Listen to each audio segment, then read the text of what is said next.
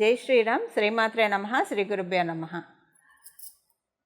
ఈ నెల ఆగస్ట్ నెల 6వ తారీఖు నుంచి ఆగస్ట్ 28వ తారీఖు వరకు కూడా ఖగోళంలో ఒక మంచి విశేషాంశం చోటు చేసుకుంటుంది. ఈ విశేషాంశం ఏంటంటే ఈ నెల ఆగస్ట్ 6వ తారీఖు నుంచి 28వ తారీఖు వరకు కూడా బుధ భగవానుడు సింహరాశిలో వక్రిస్తూ ఉన్నారు. 6వ తారీఖు 9 డిగ్రీల దగ్గర ఆయన వక్రగతి ప్రారంభమవుతుంది.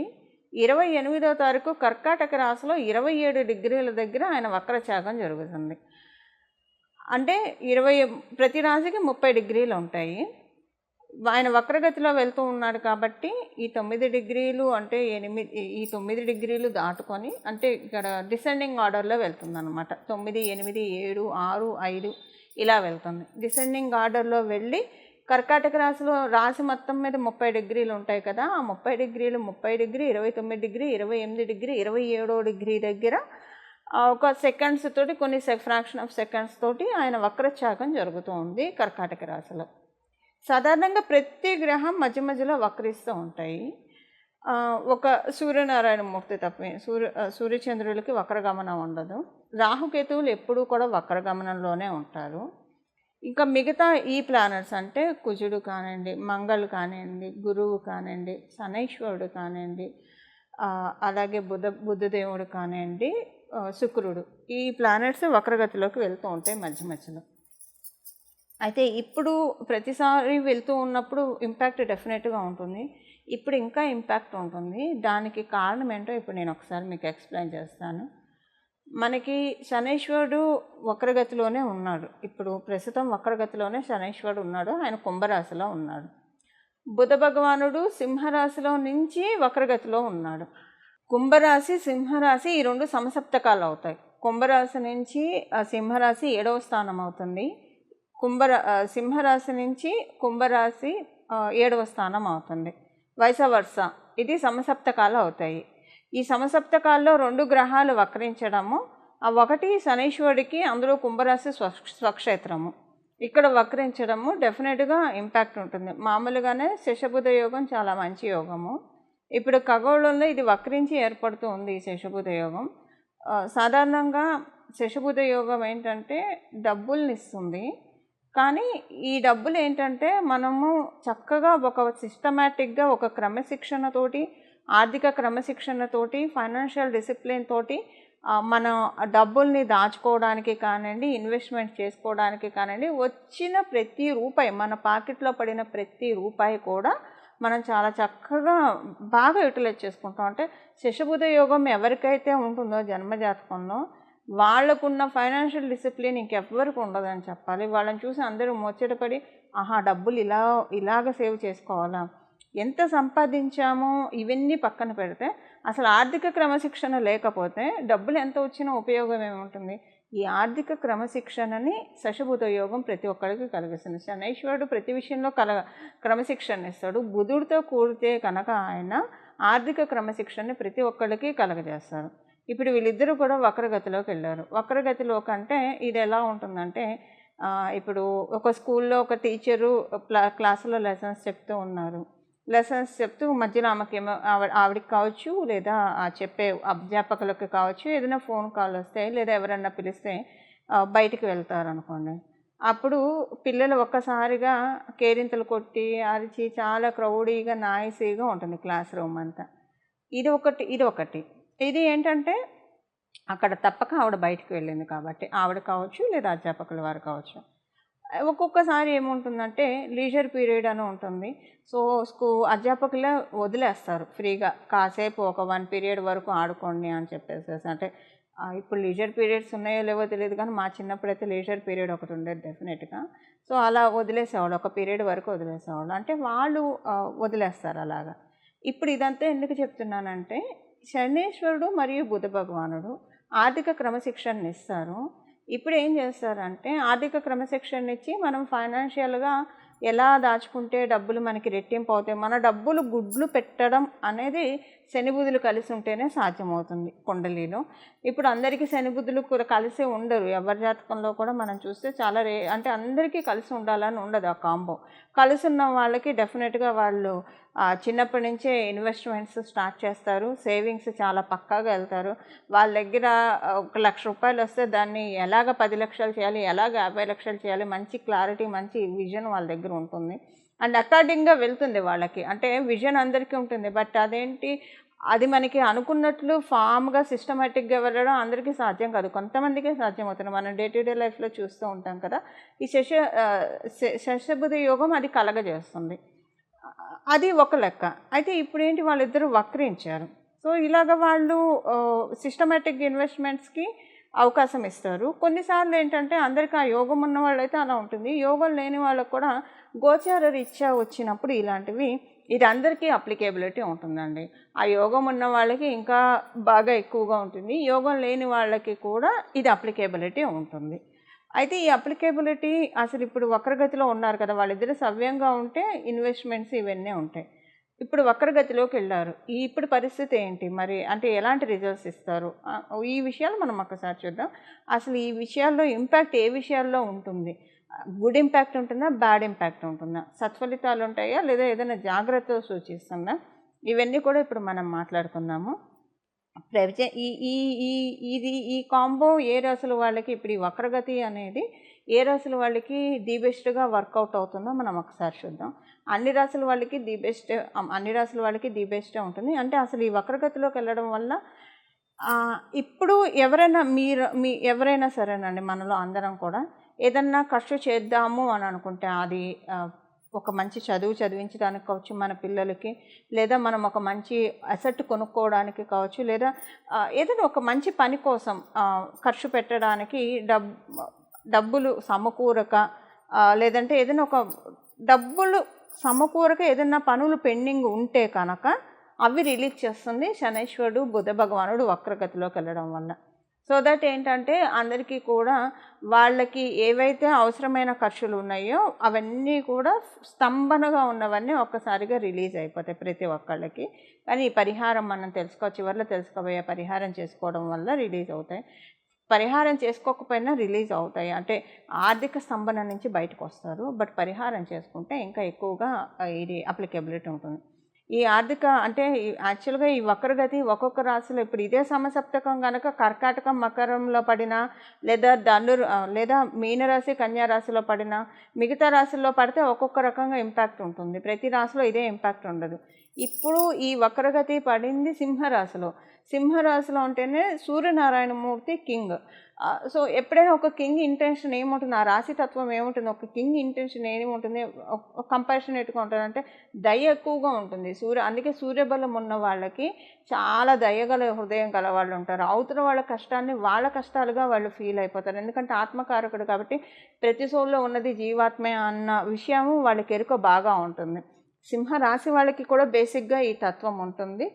సూర్యనారాయణమూర్తి ఆత్మకారకుడుగా ఉన్న వాళ్ళకి ఈ తత్వం ఉంటుంది, లేదా వాళ్ళ జన్మజాతకంలో సూర్యనారాయణమూర్తి బలం ఎక్కువగా ఉన్న వాళ్ళకి కూడా ఇది ఎక్కువగా ఉంటుంది. ఎప్పుడు వాళ్ళ సైడ్ నుంచి అని కాకుండా అందరి సైడ్ నుంచి ఆలోచిస్తారు, అది ఆ క్వాలిటీ సింహరాశిలో ఉంటుంది. ఇప్పుడు ఈ విషయం ఎందుకు చెప్తున్నానంటే, ఈ క్వాలిటీ సింహరాశిలో ఉంది కాబట్టి బుధ భగవానుడు ఇక్కడ వక్రిస్తున్నాడు, శనైశ్వరుడు ఆల్రెడీ సప్తమ స్థానంలో వక్రిస్తూ ఉన్నాడు కాబట్టి ఎవరెవరైతే ఆర్థికంగా స్తంభించిపోయి ఉన్నారో వాళ్ళందరికీ రిలీజ్ చేయడానికే, ఆర్థిక స్తంభన నుంచి రిలీజ్ చేయడానికే ఇప్పుడు గోచారంలో ఈ ట్రాన్సిట్ చోటు చేసుకుంటూ ఉంది, అంటే ఈ వక్రగతి అనేది చోటు చేసుకుంటూ ఉంది. ఇది ద్వాదశ రాశుల వాళ్ళకి ఏ విషయాల్లో, ఇది కేవలంగా ఫైనాన్షియల్ మ్యాటర్స్లోనే, ఇంకా రిలేషన్స్ విషయంలో, ఈ రెండిట్లో ఇది వర్కౌట్ అవుతుంది. ఏ విషయాల్లో ఉంటుందనేది చెప్దాం. అయితే ఈ వక్రగతి కొన్ని రాశుల వాళ్ళకి ఇంకా కొంచెం ఎక్కువగా ఉంటుంది, అది ఎవరికో మొదట మనం చెప్పుకుందాము. కర్కాటక రాశి వాళ్ళకి ఇది బాగా చాలా బాగా యోగిస్తుంది. అలాగే సింహరాశి వాళ్ళకి ఇది చాలా బాగా యోగాన్ని ఇస్తుంది. మకర కుంభరాశుల వాళ్ళకి ఇది మంచి యోగాన్ని, ధనుర్మీన రాశుల వాళ్ళకి ఇది చాలా మంచి యోగాన్ని కలగజేస్తుంది. అయితే మిగతా రాశుల వాళ్ళకి లేవా అండి అంటే, మిగతా రాశుల వాళ్ళకి కూడా డెఫినెట్గా ఉంటాయి. బట్ ఈ రాశుల వాడికి కొంచెం ఎక్కువగా ఉంటుంది. ఎందుకంటే బుధ భగవానుడు కర్కాటక రాశికి పూర్తిగా అనుకూలం కాదు. అందుకని ఇప్పుడు కర్కాటక రాశి వాళ్ళకి అనుకూలంగా ఉంటుంది. అలాగే సింహరాశి వాళ్ళకి జరుగుతున్నది సింహరాశిలో కాబట్టి సింహరాశి. మకర కుంభం ఎందుకంటే ఇక్కడ సప్తమ స్థానం కుంభరాశి అయింది. కుంభరాశిలో శనీశ్వరుడు వక్రగతిలో ఉండి మకర రాశిలోకే కదా ఆయన వెళ్ళేది. అందుకని వాళ్ళిద్దరికి. ధనుర్మీన రాశుల వాళ్ళకి డెఫినెట్గా కేంద్రాధిపత్యం దోషాన్ని కలిగి ఉంటాడు బుధ భగవానుడు ఈ రాశుల వాళ్ళకి, ఈ లగ్నాల వాళ్ళకి. ఇప్పుడు ఏంటంటే ఆ దోషం కాస్త యోగంగా పరిణమిల్లుతుంది. అందుకని ఈ రాశుల వాళ్ళకి కొంచెం ప్రత్యేకం. బట్ అందరికీ కూడా ఇది ప్రత్యేక అంశం. మిగతా రాశుల వాళ్ళకి కాదు అంటానికి లేదు. ఎందుకంటే డెస్టినీ ఎప్పుడైనా మనకి ఇవ్వాలంటే పక్షపాతం అస్సలు ఉండదు. కతే ఏది కూడా మనకి ఈ సృష్టిలో ఏ విషయం కూడా అయాచితంగా రాదు. అయాచితం అంటే ఫ్రీ ఆఫ్ కాస్ట్తో ఏది రాదు. ఫ్రీ ఆఫ్ కాస్ట్తో వచ్చింది ఏది కూడా మనకి అంత సత్ఫలితాలను కూడా ఇవ్వదు. అందుకే విద్య నేర్పిన గురువుకు కూడా మనం గురుదక్షిణ చెల్లిస్తాం. ఎందుకంటే దక్షిణ లేని విద్య ఫలించదు కాబట్టి. సో అందుకని ఏది కూడా మనకి ఫ్రీ ఆఫ్ కాస్ట్తో రాదు. దానికి మనం కొంత మూల్యం చెల్లించాలి. ఆ మూల్యం ఏంటంటే పరిహారం. ఆ పరిహారం ఏం చూసుకోవాలనేది మనం ఈ వీడియో చివరిలో మనం తెలుసుకుందాము. అన్ని రాశుల వాళ్ళకి ఏ ఏ విషయాల్లో ప్లస్గా ఉంటుంది ఒక 2-3 పాయింట్స్లో మనం ఈ ట్రాన్సిట్ గురించి ఒకసారి అన్ని రాశుల వాళ్ళకి ఎలా ఉంటుంది అనేది మనం ఒకసారి డీటెయిల్డ్గా వెళ్దాం. సింహరాశిలో పుట్టిన వాళ్ళందరికీ కూడా కళ్యాణం కోసం ఎదురు చూస్తున్న వాళ్ళకి కళ్యాణం జరుగుతుంది. కళ్యాణం విషయంలో ఒకవేళ వివాహం అయ్యి మీ లైఫ్ పార్ట్నర్కి హెల్త్ బాగాలేదు, లేదా మీకు మీ లైఫ్ పార్ట్నర్కి మధ్యలో డిస్టర్బెన్సెస్ ఉన్నాయి అంటే అవి సెటరేట్ అవుతాయి. అసలు మాకు వివాహం అయింది, అసలు లైఫ్ పార్ట్నర్కి హెల్త్ బాగుంది, వాళ్ళకి మాకు మధ్య ఎలాంటి అపార్థాలు అవేమీ లేవు అని అనుకుంటే కనుక, ఒకవేళ ఇలా కాకపోయినా సరే వ్యాపారం చేస్తున్న వాళ్ళకి చాలా మంచి పీరియడ్ ఇది. మంచి గ్రోత్, ప్రోగ్రెషన్ ఇచ్చే సమయము చాలా బాగా ఉంటుంది. ఇప్పుడు వ్యాపారస్తులకి, ఉద్యోగస్తులకి ఇద్దరికీ కూడా different source of incomes generate అవుతాయి. అంటే ఒకటే చోట నుంచి ఇన్కమ్ రూట్ అవ్వకుండా 4-5 రకాలుగా ఇన్కమ్ సోర్సెస్ పెరుగుతాయి. ఇన్కమ్ సోర్సెస్ పెరగడానికి చాలా మంచి పీరియడ్ ఇది. కనీసం ఒకటి కాకపోయినా రెండు రకాల సంపాదనలు మొదలవుతాయి. వాటికంటే రెంటల్ ఇన్కమ్ ఏదైనా సరేనండి, ఇంకొక సోర్స్ నుంచి ఇన్కమ్ పెరగచ్చు. లేదా ఉద్యోగస్తులకి వేరే సోర్స్ ఆఫ్ ఇన్కమ్ కాకపోతే మీరు చేస్తున్న చోటే ప్రమోషను, గ్రోత్ ఇది చాలా మీరు ఎక్స్పెక్ట్ చేసిన దానికంటే ఎక్కువైనా రావచ్చు. 2 రకాలుగా ఇదర్ వేస్ ఉంటుంది. సో టోటల్గా చెప్పాలంటే ఫైనాన్షియల్ స్టాండర్డ్స్ చాలా చక్కగా పెరిగే సమయం సింహరాశిలో పుట్టిన వాళ్ళకి. ఇవి సింహరాశిలో లేదా సింహ లగ్నంలో పుట్టిన వాళ్ళ ఫలితాలు. ఇప్పుడు ఏం పరిహారం చేసుకుంటే ఈ శశబుధ యోగం, వక్రగతిలో ఉన్న ఈ శశబుధ యోగం ద్వాదశ రాశుల వాళ్ళకి ఫైనాన్షియల్ మ్యాటర్స్లో బాగా రిలీజ్ అవుతాయో, అంటే ఫైనాన్షియల్ మ్యాటర్స్లో అనుకూలతలు ఉంటాయో అది ఇప్పుడు చూద్దాం. అయితే అసలు పరిహారం చేసుకోకపోతే ఏమవుతుందండి? పరిహారం చేసుకోకపోతే యోగం రిలీజ్ కాదా అన్న సందేహం తలెత్తవచ్చు కొంతమందికి. దానికి ఒకసారి మనం మాట్లాడుకుందాం. ఇప్పుడు పరిహారం చేసుకోకపోయినా వచ్చేదే. కాకపోతే పరిహారం చేసుకుంటే మీకు అంతా కూడా చాలా ప్రశాంతంగా వస్తుంది. అంటే రావాల్సినవన్నీ కూడా మనకి రావాల్సినవన్నీ ప్రశాంతంగా వస్తాయి. పరిహారం చేసుకోకపోతే అంతా ఏమవుతుందంటే వచ్చేదే కానివ్వండి, ఏడిపించి ఇస్తారు. అంతకుమించి ఏం లేదండి. ఇప్పుడు మనం జనరల్గా లైఫ్లో చూస్తూనే ఉంటాం కదా, కుండలీలో ఒకవేళ మీ జన్మ కుండలీలో అర్గళాస్ ఉన్నాయి అనుకోండి, ఇంటర్వెన్షన్ అంటాం.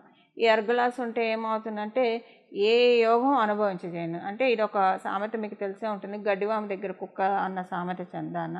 ఏ యోగం మీకు అనుభవ యోగంలోకి రానియకుండా అడ్డుపడుతూ ఉంటాయి. ఇది మీకు అర్థమయ్యేది చెప్పాలంటే ప్రొఫెషన్గా ఎదుగుతుంటే కాళ్ళు పట్టుకొని లాగే వాళ్ళు ఉంటారు, అడ్డుపుల్లలేసి వచ్చే వాటిని చెడగొట్టే వాళ్ళు ఉంటారు. ఇలాంటివి రకరకాలుగా ఉంటాయి కదా. ఇవన్నీ కాకుండా ఇప్పుడు అదృష్టవంతులను ఎవరు చేర్చలేరు, దురదృష్టవంతులను ఎవరు బాగు చేయలేరు. ఇది మనందరికీ తెలిసిన సత్యమే. సో అదృష్టవంతులకైతే అసలు బాధే లేదు. ఎన్ని ఆటంకాలు వచ్చినా వాళ్ళు దృఢ సంకల్పంతో వాటన్నిటిని అధిగమించుకుంటూ వెళ్ళిపోతారు. ఈ అర్గణాస్ ఇవి ఇబ్బంది పెట్టకుండా ఉండడానికి మీ జన్మజాతకంలో ఉంటే దానికి పరిహారం చేసుకుంటే ప్రశాంతంగా వస్తాయి. లేకపోయినా వస్తుంది. మేబీ అవుట్ ఆఫ్ 100% మీకు 70% వచ్చేది 30% వస్తుంది. అందువల్ల పరిహారం చేసుకోవడం వల్ల మరీ ఎక్కువ ఏడిపించకుండా డెస్టినీ మీకు రిలీజ్ చేస్తుంది. మీకు రావాల్సిన, అంటే దేనికోసమైతే మీరు ఎదురు చూస్తున్నారో, ఏ ఫైనాన్షియల్ బెనిఫిట్ కోసం అయితే మీరు ఎదురు చూస్తున్నారో అది మీకు అందుతుంది. ఇప్పుడు దీనికోసం మనం పరిహారం చూద్దాము. ఏం పరిహారం చేస్తే ఇది బాగా యోగిస్తుంది. ఇది స్టార్ట్ అయిన స్టార్టింగ్ డే నుంచి అంటే 6వ తారీఖు నుంచి ఆగస్టు 6వ తారీఖు నుంచి ఆగస్టు 28వ తారీఖు వరకు కూడా ప్రతిరోజు క్రమం తప్పకుండా విష్ణు సహస్రనామం వినడము. విష్ణు సహస్రనామం చదవడం వస్తే ఇంకా మంచిది. చదవడం కానీ వినడం కానీ చేస్తే చాలా మంచిది. విష్ణవే నమః విష్ణవే నమః విష్ణవే నమః అని మనసులో ధ్యానించుకుంటూ ఉంటే ఇంకా మంచిది. అయితే ఆడవాళ్ళకి పీరియడ్స్ వస్తే ఆ 4 రోజులు వదిలేసేయండి, మిగతా రోజుల్లో వినండి. ఎవరైనా అశౌచంలో ఉంటే కనుక వినడానికి ఏం తప్పులేదు, పెట్టుకొని వినొచ్చు. చదవకూడదు అప్పుడు మీరు, బట్ మీరు పెట్టుకొని మనసులో జపం చేసుకుంటూ వినొచ్చు. లేదా మీకు వినడం కూడా ఎందుకు అని అనుకుంటే విష్ణవే నమః విష్ణవే నమః విష్ణవే నమః అని ఈ నామాన్ని జపించుకోవచ్చు. సర్వకాల సర్వావస్థల్లో భగవంతుడి నామాన్ని జపించడానికి ఎలాంటి మనం ఏ అవస్థలో ఉన్నాము, ఏ కాలంలో ఉన్నాం, ఏ సమయంలో ఉన్నాం ఏమీ ఇది లేదంటే మీరు అశౌచంలో ఉన్నారా, పీరియడ్లో ఉన్నారా, లేదా బాత్రూమ్కి వెళ్ళొచ్చారా, లేదా ఎక్కడన్నా వేరే వేరే ప్రదేశాల్లో ఉన్నారా, ఇలాంటివి ఏమీ కౌంట్ రావు. సర్వకాల సర్వావస్థలో భగవంతుడి నామాన్ని జపించుకునే భాగ్యాన్ని కలియుగంలో మనకి పెరుమాళ్ళు ప్రసాదించారు. అందువల్ల విష్ణవే నమః అని అనుకుంటూ ఉన్నా కూడా సరిపోతుంది. విష్ణుమూర్తి పాదాలని గట్టిగా పట్టుకుంటే ఈ బుద్ధ భగవానుడు వక్రగతి డెఫినెట్గా ఆర్థిక అనుకూలతల్ని చక్కగా తెచ్చిపెడుతుంది ద్వాదశ రాశుల వాళ్ళకి, ద్వాదశ లగ్నాల వాళ్ళకి. మంగళం. నమో భగవతే వాసుదేవాయ.